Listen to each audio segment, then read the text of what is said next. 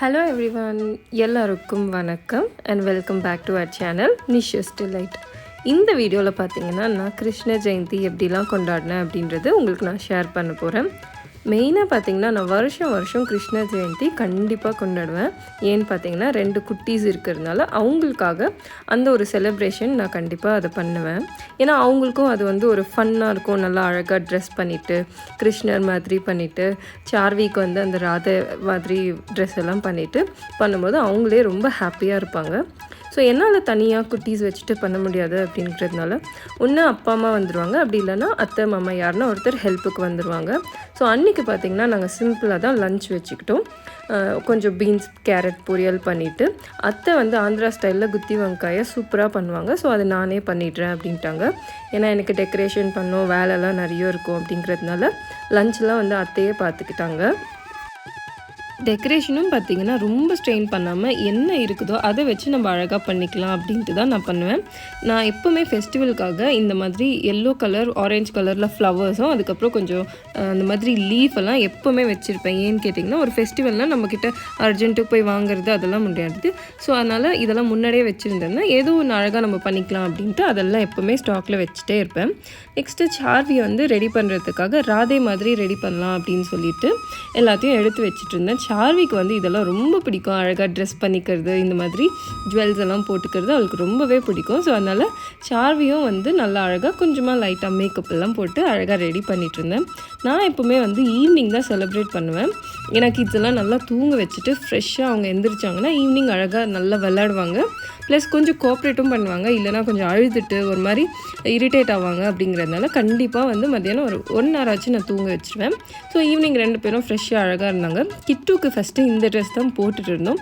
ஆனால் அது வந்து ஒரு கிருஷ்ணா ஃபீலில் இல்லை அப்படிங்கிறதுனால அதுக்கப்புறமா கிட்டுவையும் ரெடி பண்ணியிருந்தேன். கிருஷ்ணா மாதிரி அந்த ட்ரெஸ் எல்லாம் போட்டுட்டு சார்வி வந்து அழகாக பட்டு பாவாடை அதெல்லாம் போட்டு அந்த ஷால் எல்லாம் பின் பண்ணிவிட்டு ராதே மாதிரி ரெடி பண்ணியாச்சு. நெக்ஸ்ட்டே கிட்டுவை ரெடி பண்ண வேண்டியது தான். இப்போ பார்த்திங்கன்னா கிட்டு வந்து வெயிட்டிங்கில் இருக்கார், எப்படா எனக்கு ட்ரெஸ் பண்ணுவாங்க அப்படின்ட்டு.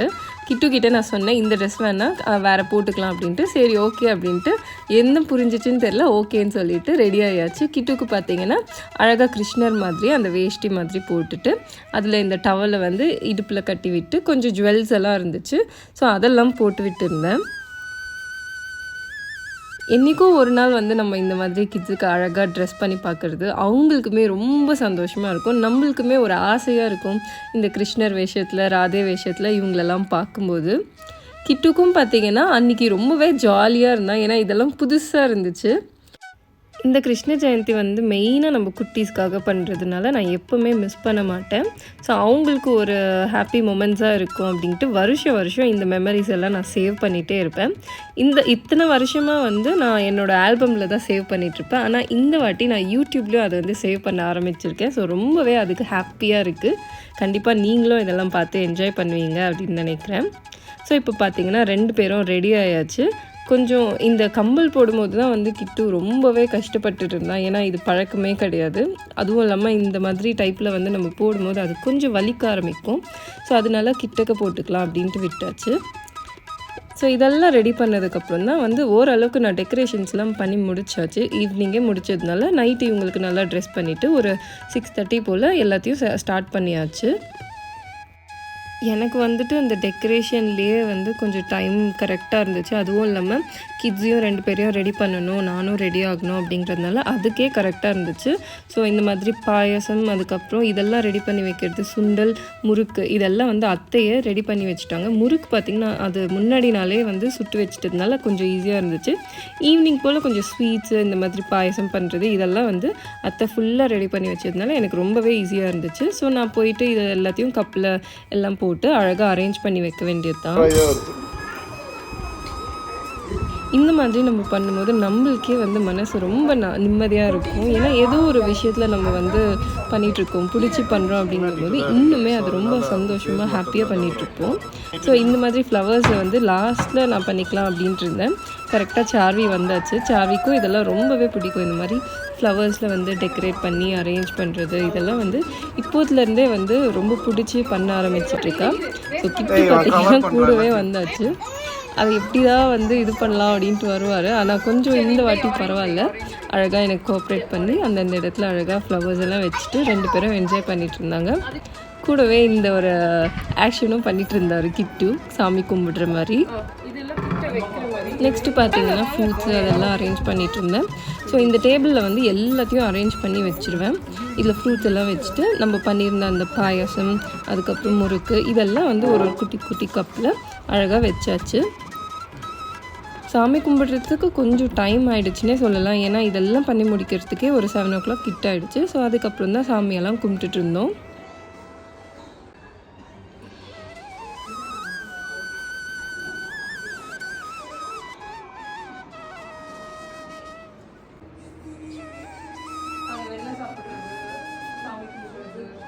இந்த டெக்கரேட் பண்ணுறதுக்கான மாலை இதெல்லாம் வந்து பார்த்திங்கன்னா நான் சென்னையில் தான் வாங்கியிருந்தேன்.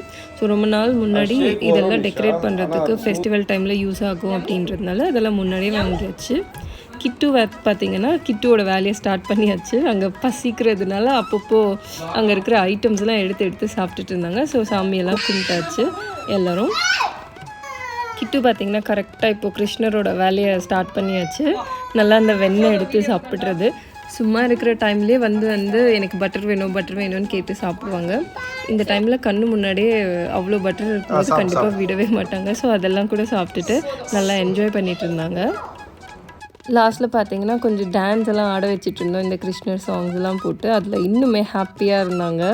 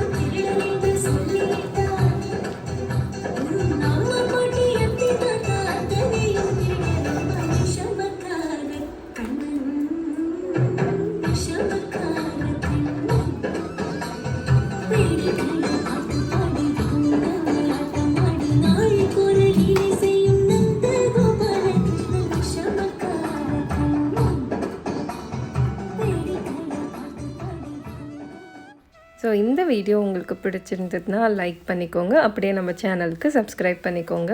ஃபர்ஸ்ட் டைம் பார்க்குறீங்கனாலும் சப்ஸ்கிரைப் பண்ணிவிட்டு நம்ம சேனலுக்கு சப்போர்ட் பண்ணுங்கள். ஸோ இந்த வீடியோ இன்ட்ரெஸ்டிங்காக இருந்திருக்கும் அப்படின்னு நினைக்கிறேன். மறுபடியும் வேறு ஒரு இன்ட்ரெஸ்டிங் வீடியோவில் உங்கள் எல்லாரையும் மீட் பண்ணுறேன். Until then, bye from Nisha. Take care. Thanks for watching.